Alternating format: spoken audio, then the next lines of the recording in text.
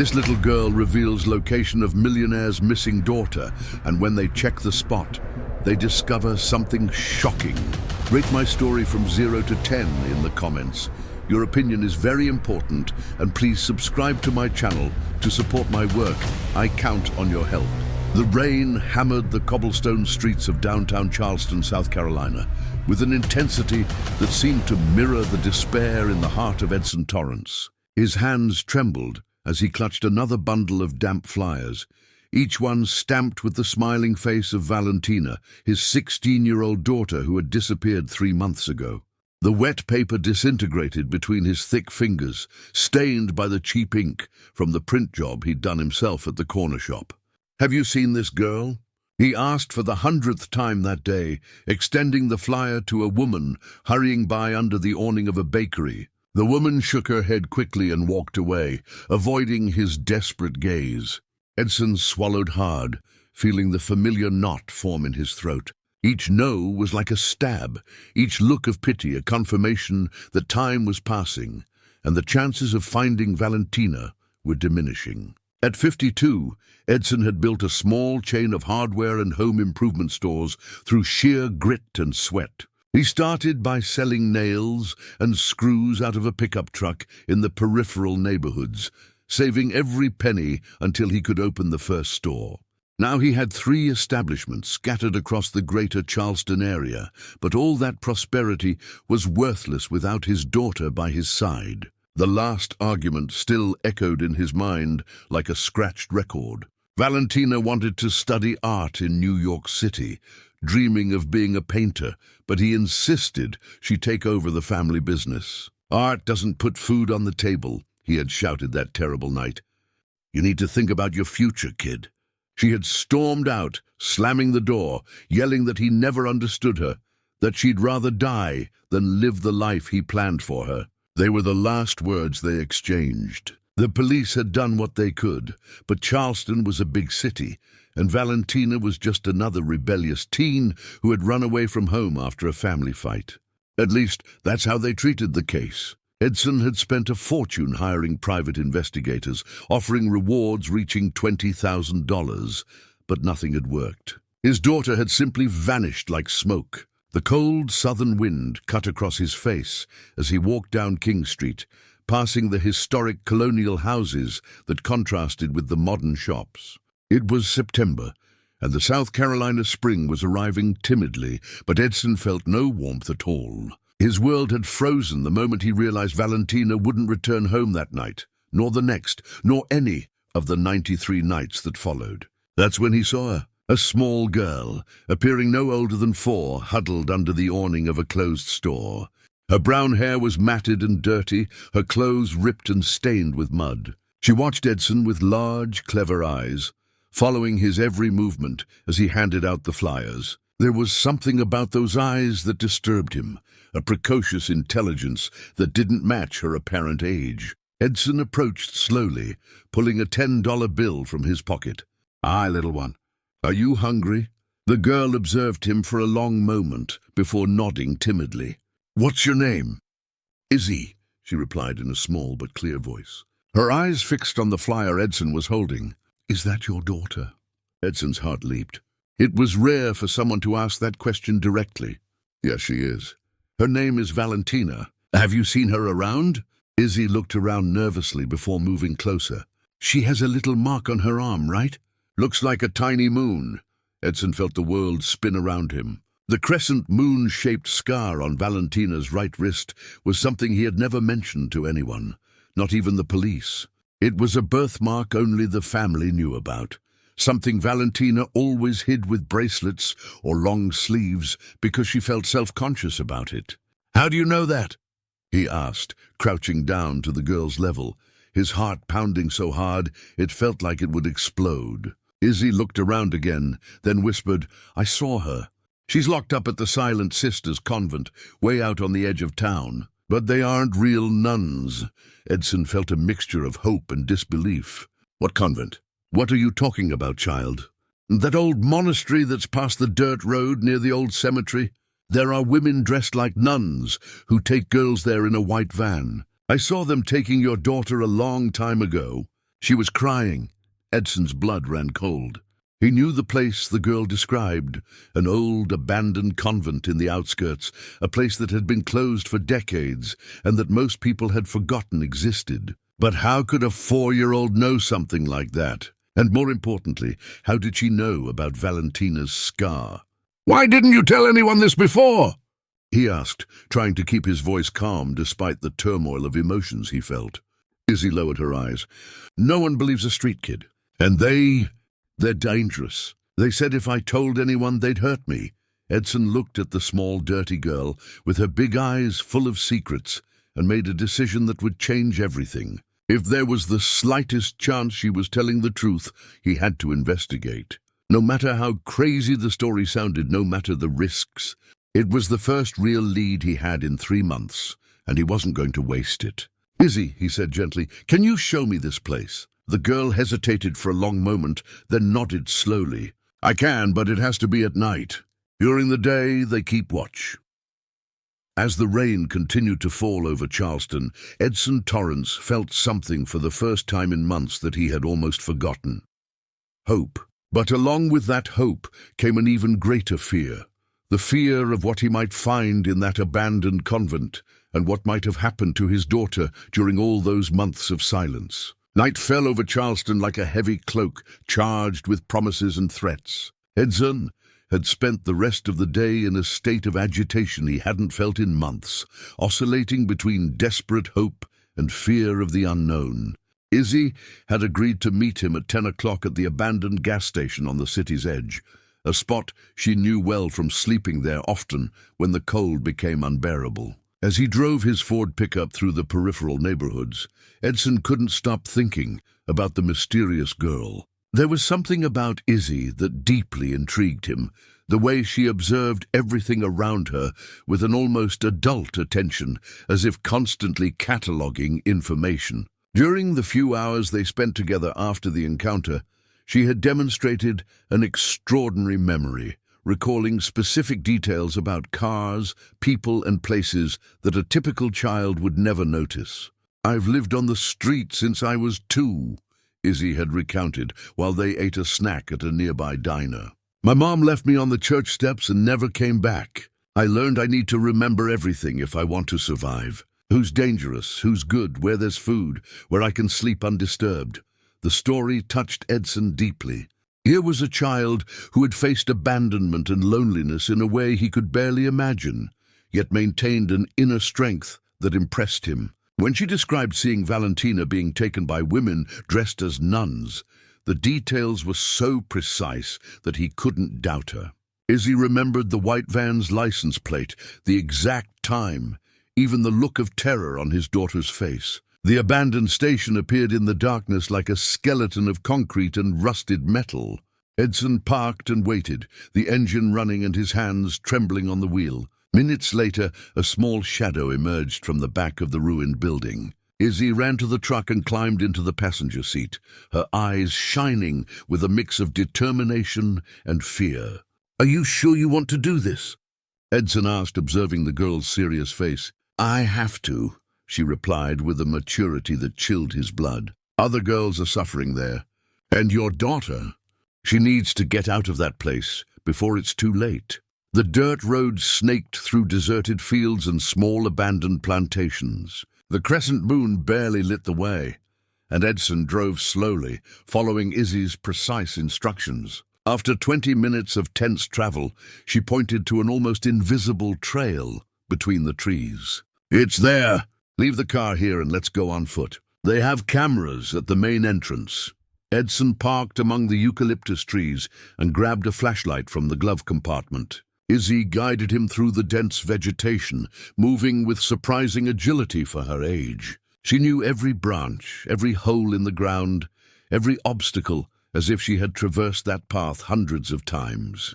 After 15 minutes of walking, they reached a clearing where an imposing and somber structure stood. The old St. Clara convent had been built at the beginning of the last century, and even abandoned for decades, it maintained its intimidating Gothic architecture. But now there were clear signs of recent occupation.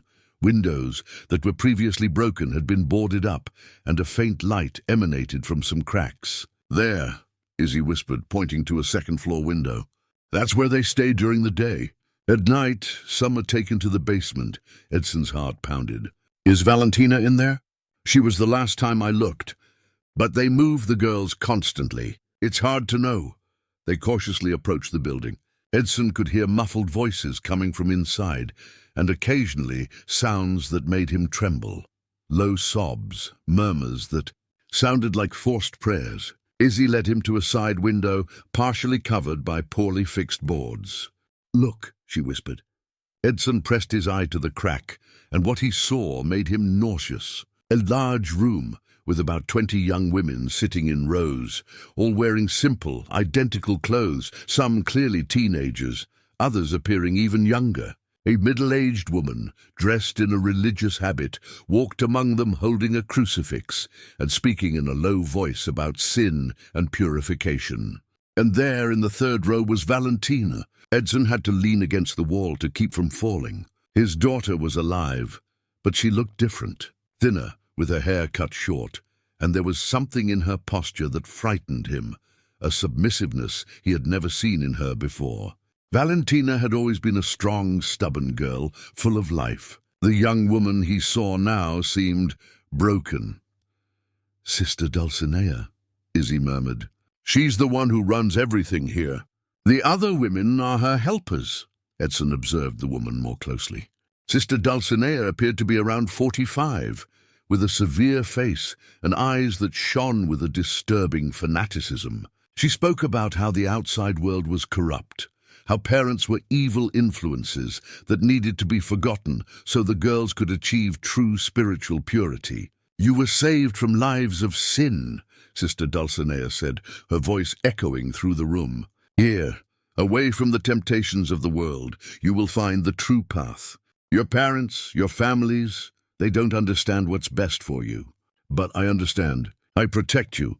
Valentina nodded along with the other girls, and Edson felt his world collapse. His daughter was not just physically imprisoned.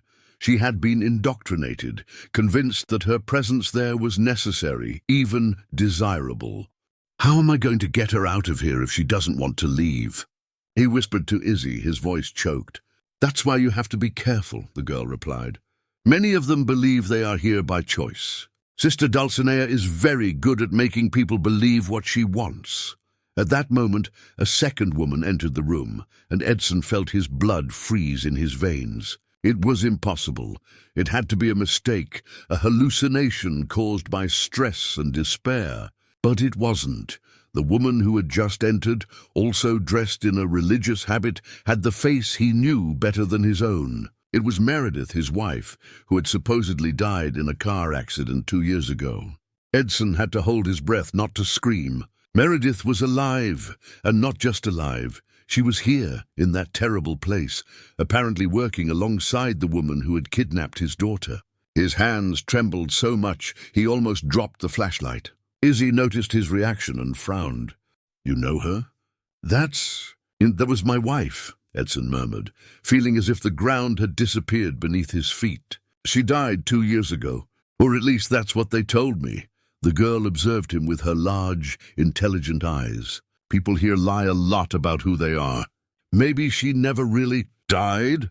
Meredith approached Valentina and placed her hand on the girl's shoulder with a gesture Edson recognized. It was the same affectionate way she used to touch their daughter when they lived together.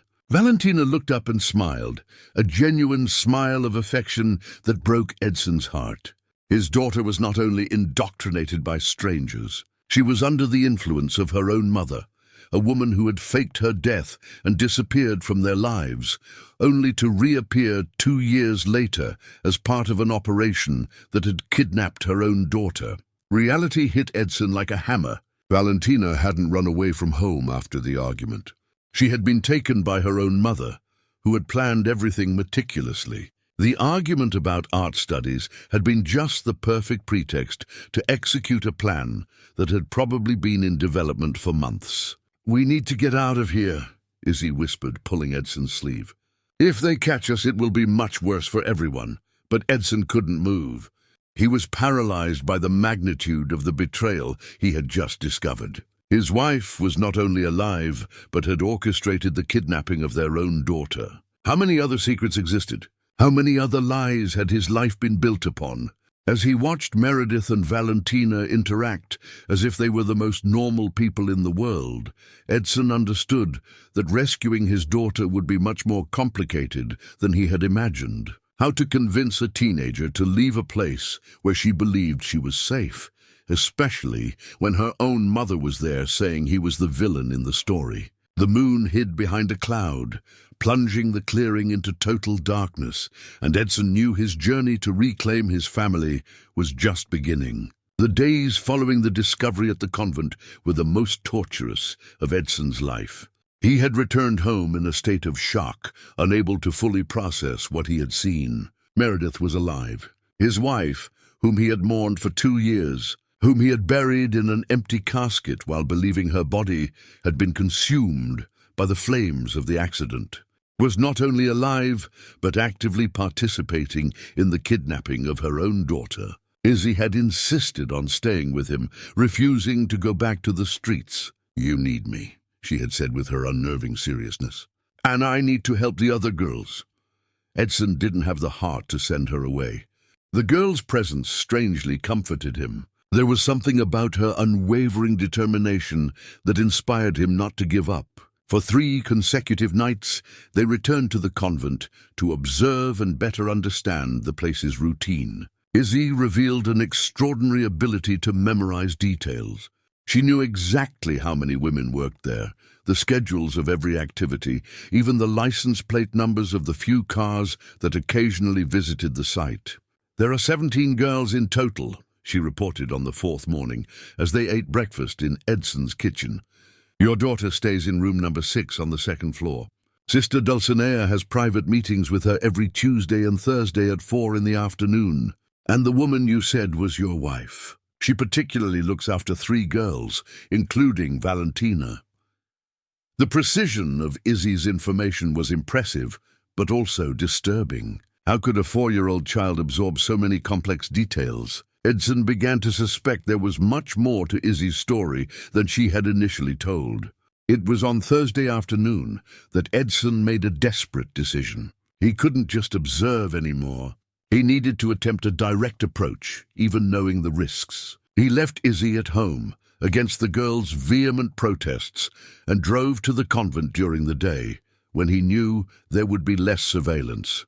He parked on the main road and walked to the convent's official entrance, a heavy wooden door with a small barred window. He took a deep breath and knocked. Minutes later, a young woman, dressed in the simple habit, partially opened the door. "May I help you?"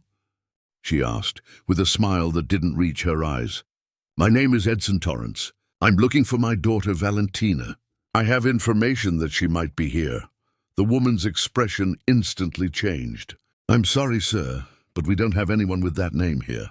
This is a spiritual retreat for young women seeking religious guidance." "Please," Edson insisted, trying to keep his voice calm. "She's 16, brown hair, a small scar on her right wrist." "Sir, I'm going to have to ask you to leave," the woman interrupted, starting to close the door. "Wait!" Edson put his foot in the door to stop her from closing it completely. "I know Meredith is here. Meredith Torrance. She is my wife." The door opened again, and this time Meredith herself appeared. Edson felt like he had been punched in the gut. Seeing her in person after 2 years of believing she was dead was surreal. She looked different, thinner, with grey hair she used to dye, and there was a hardness in her eyes he didn't remember seeing before. "Edson," she said, her voice strangely calm, "I didn't expect you to find out so quickly. Meredith—" "Oh God, Meredith, you're alive." Tears started streaming down Edson's face. "All these years. Why did you do this? Why did you pretend you died?" Meredith looked around nervously, then motioned for him to come inside. They walked in silence through dark corridors until they reached a small room that seemed to be an office. Meredith closed the door behind them and turned to face him. "Because I couldn't live that lie anymore," she said, her words cutting the air like blades. "You think I didn't know, Edson? You think I didn't figure out where the money came from that built our chain of stores?" Edson felt his blood run cold. What are you talking about? The city contracts, the bids you always mysteriously won, the extra cash that showed up in our accounts without explanation. Meredith walked to a drawer and pulled out a thick folder. I documented everything. Every suspicious transaction, every secret meeting, every payoff you received or made. Edson's world collapsed for the second time in a week. That's not true. I built my businesses with honest work. Liar! Meredith exploded, throwing photographs and documents onto the table. Here you are receiving envelopes from the Public Works Director. Here are the deposits into shell accounts. Here are the padded contracts you signed, knowing they were fraudulent. Edson grabbed the papers with trembling hands. The evidence was irrefutable. Photographs of him in compromising situations, documents with his signature on transactions he had conveniently forgotten, bank records showing a clear pattern of corruption. But what shocked him most was realizing that some of the photos had been secretly taken by Meredith. "You spied on me," he murmured, his voice breaking. "I needed to know who I was married to," Meredith replied, showing no remorse. "When I discovered I was raising my daughter with dirty money, that our entire life was built on lies and corruption, I had to make a decision." "So you faked your own death, abandoned our family, and now you kidnapped our daughter." "I saved our daughter," Meredith screamed, banging her fist on the table. "Don't you understand? Valentina was being corrupted by your influence. The materialism, the greed, the dishonesty. Sister Dulcinea showed me a better path. Here Valentina can grow up with true values, far from the rot you represent." At that moment the door opened, and Sister Dulcinea entered the room, followed by Valentina. The girl stopped immediately upon seeing her father, her eyes filling with tears. "Dad?" she whispered, her voice weak and confused. Edson impulsively stood up, wanting to hug his daughter, but Sister Dulcinea positioned herself between them. "Valentina, my child," the nun said in a sweet but firm voice, "this man came here to try to convince you to return to a life of sin. Do you remember what we talked about regarding the temptations of the outside world?" Valentina looked at her father, then her mother, then Sister Dulcinea. Edson could see the conflict in her eyes, the confusion of a teenager who had been systematically indoctrinated against her own father. "Dad always wanted me to be something I'm not," Valentina said slowly, the words sounding rehearsed. "He doesn't understand that here I found peace, that Mom saved me from an empty life. Valentina, my daughter, I know I made mistakes," Edson said, trying to approach, "but nothing I did justifies this. You were kidnapped. This is a crime." "She was not kidnapped," Sister Dulcinea intervened. "Valentina came with us willingly. Her mother convinced her that here she would find the true purpose of her life. At 16, she can't make that decision alone." Edson protested. "Yes, I can." Valentina suddenly yelled, all her pent-up anger exploding.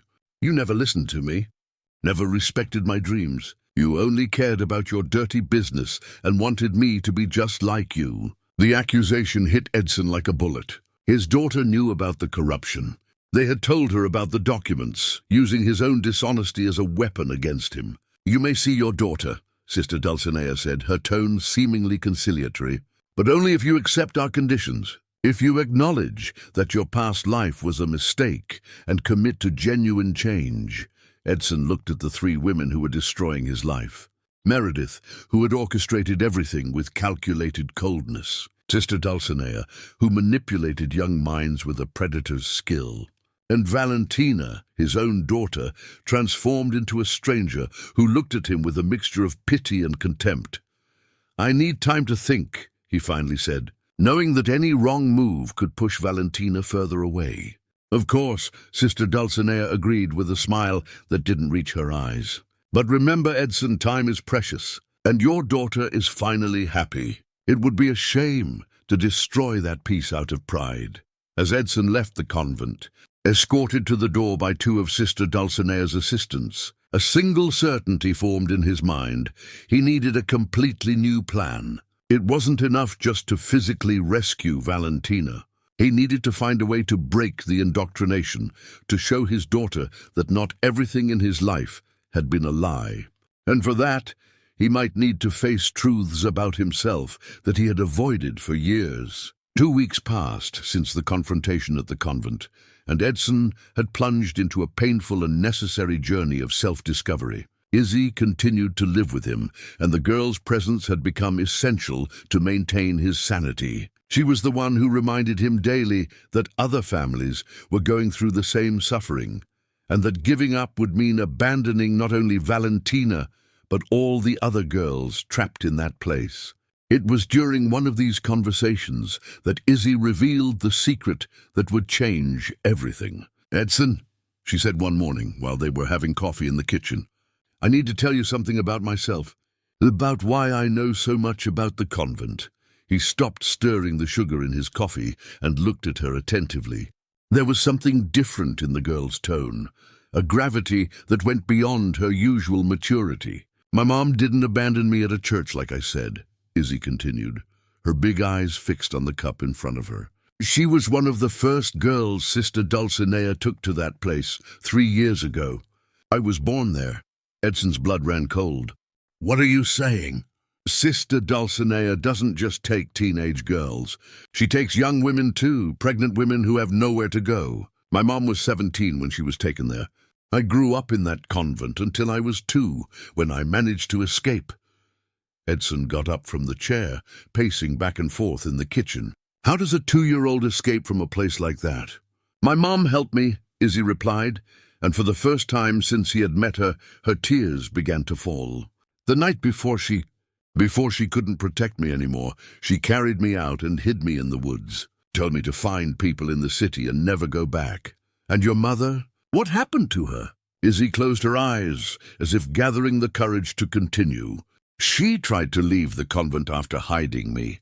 Sister Dulcinea found out and she got very sick. Very, very sick. She never got better." Edson knelt beside Izzy's chair and gently hugged her.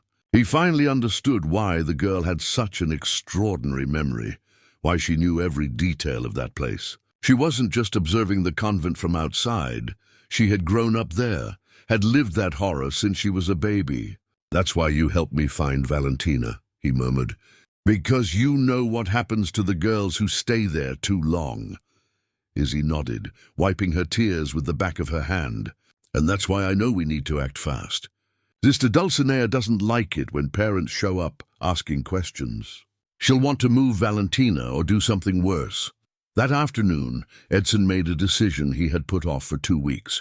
He took all the documents Meredith had shown him, all the evidence of his past corruption, and headed to the district attorney's office. If he genuinely wanted to save his daughter and the other girls, he needed to start by being honest about his own crimes. The prosecutor who met with him, DA Charles Rivera, listened to his confession in growing silence. Edson told him everything about the fraudulent contracts, the kickbacks, the dishonest deals he had made to build his store empire.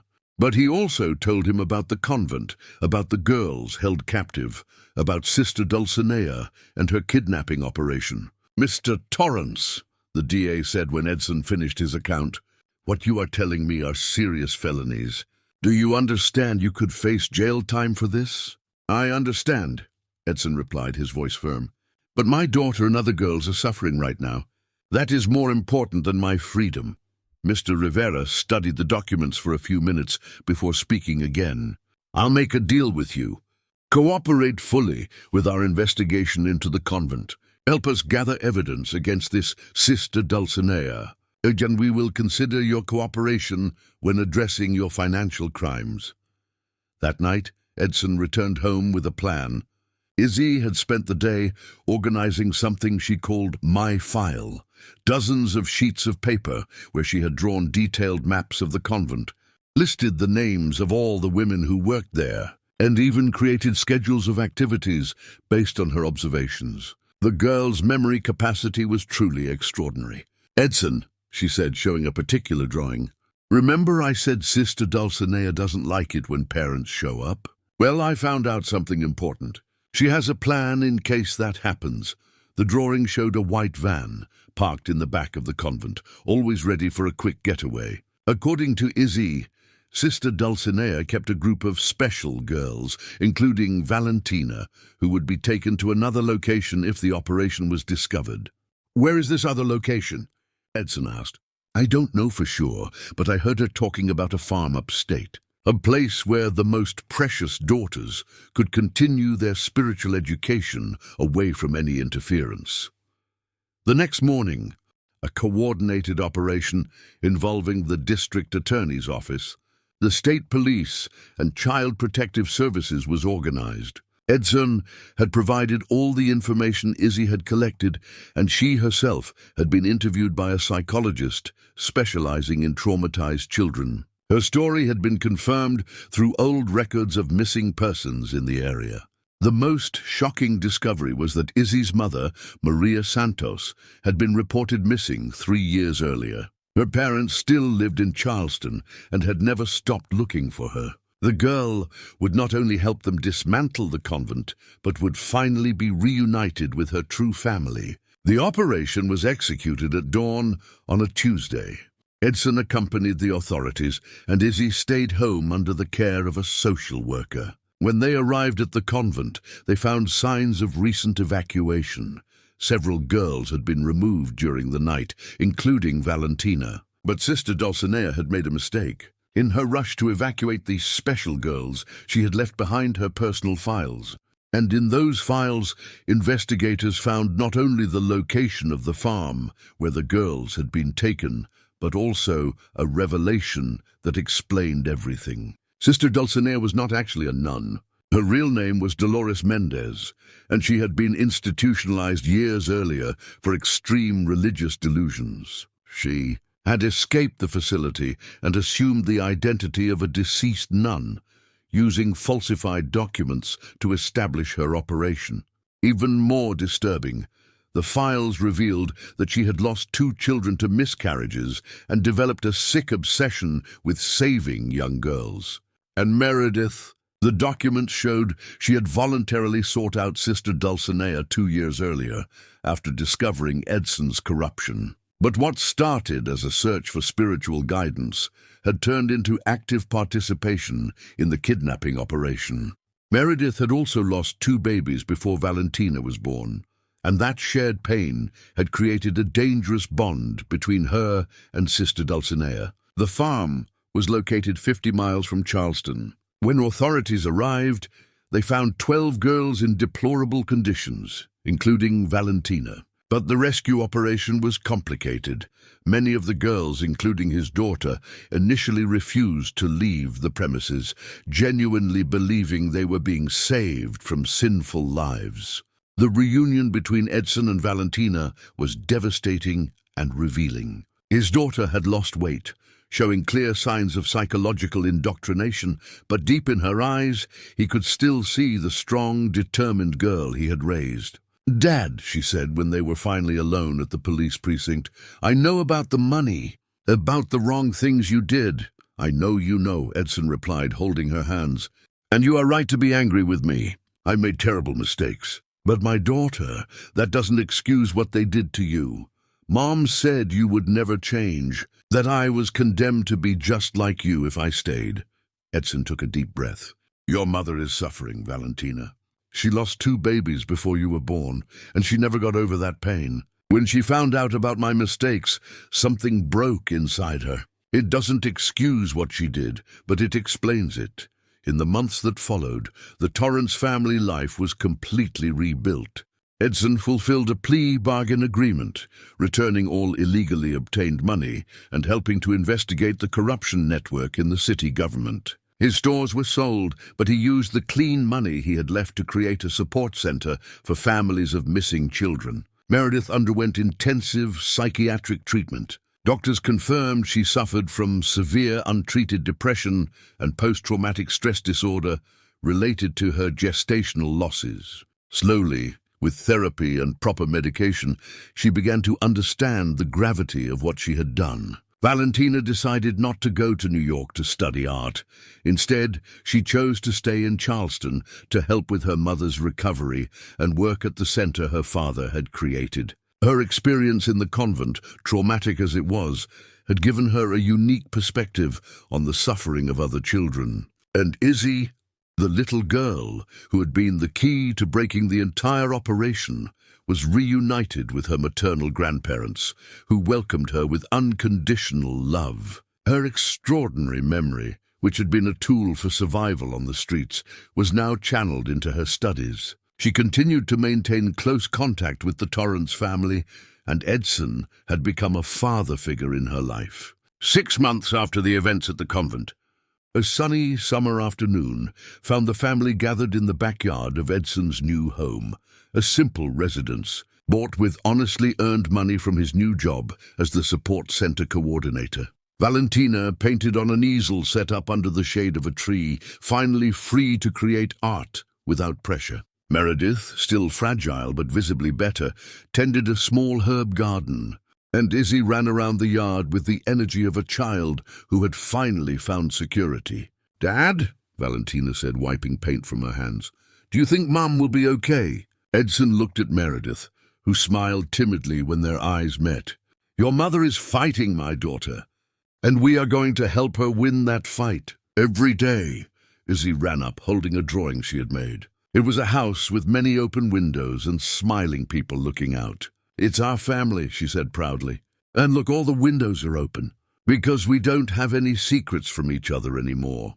Edson hugged both girls and nodded to Meredith, who slowly approached. For the first time in years, they were all together, not as a perfect family, but as imperfect people who had chosen to face the truth and rebuild their lives on honest foundations. The future was still uncertain, full of challenges and hard recovery work.